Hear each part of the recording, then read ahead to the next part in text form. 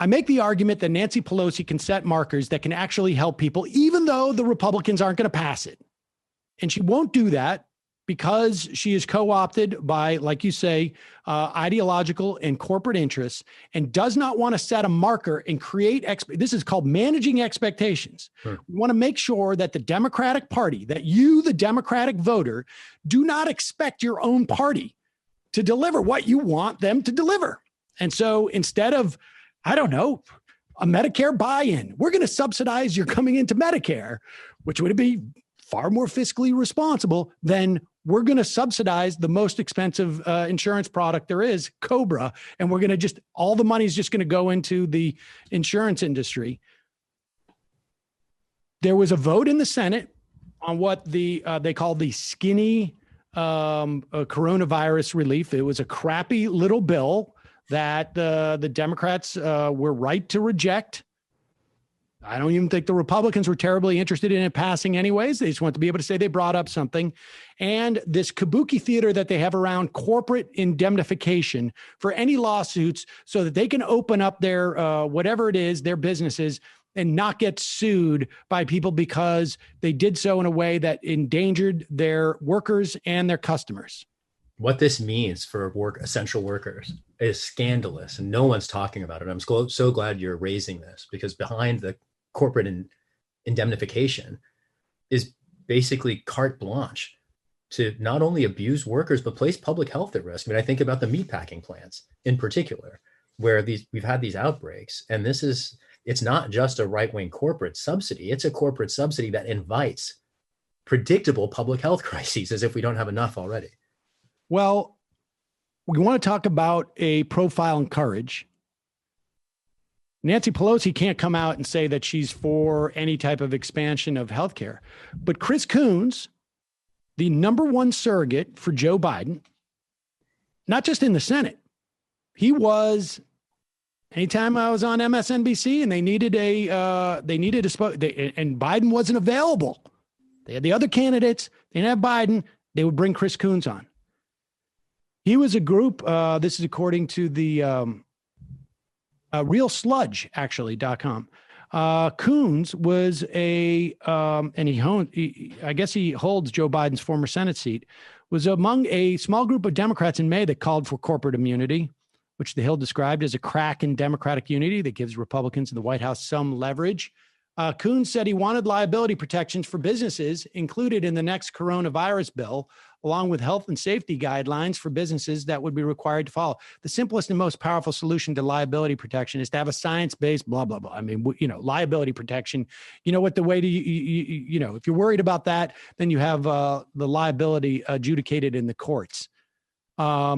But the big thing for him is he has a big hedge fund who are big supporters of his, who own a lot of nursing homes. And the nursing home industry is rightfully very concerned that they have been cutting corners for an extended period of time for the health and safety of their clients, customers, yeah, and their customers and their families, and a lot of people died in nursing homes. Probably the primary source of the deaths in this country, and including, I would imagine, the workers at these things.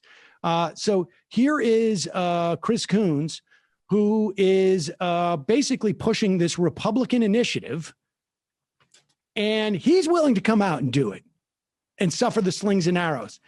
It does not make sense. There is no way that Chris Coons is running on this. The Democrats have at their disposal a lot of things they could bring out. They are just afraid to do it because they don't want to set a marker. But somehow Chris Coons manages to set that marker for himself going into this election. It gives you a sense that at the very least, you're being played by this. And that's not to say that Democrats are as bad as Republicans, because there are Democrats who are arguing against Nancy Pelosi. There's a Democrat sitting right there running against Nancy Pelosi who disagrees with her fundamentally on all these issues.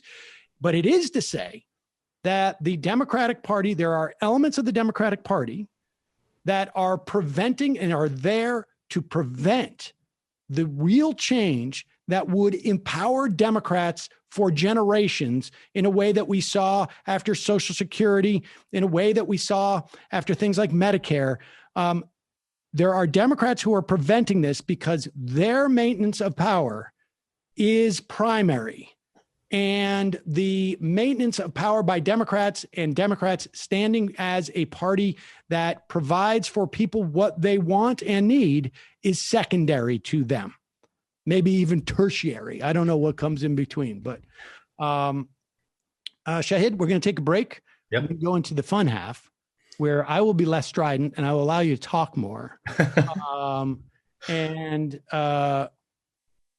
And we will go through some of the clips of the insanity that's going on and talk a little bit about the insanity that I anticipate happening. And we're starting to see it from now until the election and then perhaps the one afterwards. I should just tell people, I interviewed David Dayen on Ring of Fire this week. He has an amazing piece called The Winter of Our Discontent, talking about the next 78 days, or I should say the 78 days starting from the election to the inauguration. I cannot encourage you to read that piece enough and to listen to the Ring of Fire interview with David Dayen. We're going to have him on this program probably at the beginning of October to talk about the same thing, because it is so important that people are aware of what is going to take place. Not definitely, but more than likely, and we can talk a little bit about this on the other side. This election, and we're seeing it yesterday where the Wisconsin State Supreme Court basically said, we're going to hold up on the absentee ballots because there's some question here. It's a conservative court. It was a conservative decision. They're going to hold up on the absentee ballots, which is going to have a ripple effect. So when those ballots don't come in on time, they're going to say, well, it's not our fault, but it will be because they are sent out late. That is just the beginning, and it's the most benign version of what we're going to see, I believe, starting close to Election Day, in terms of shutting down the counting in different places, different courts shutting stuff down, Bill Barr activating, the Proud Boys, I think like the whole kit and caboodle. And it's very important that every single person who is invested in the outcome of this election be aware of what could possibly happen and what could be required of people, because we're going to have to get into the streets. We're going to have to be aware and make people aware of what's going on with the courts, et cetera, et cetera. This is going to be ugly. I'm convinced of it. But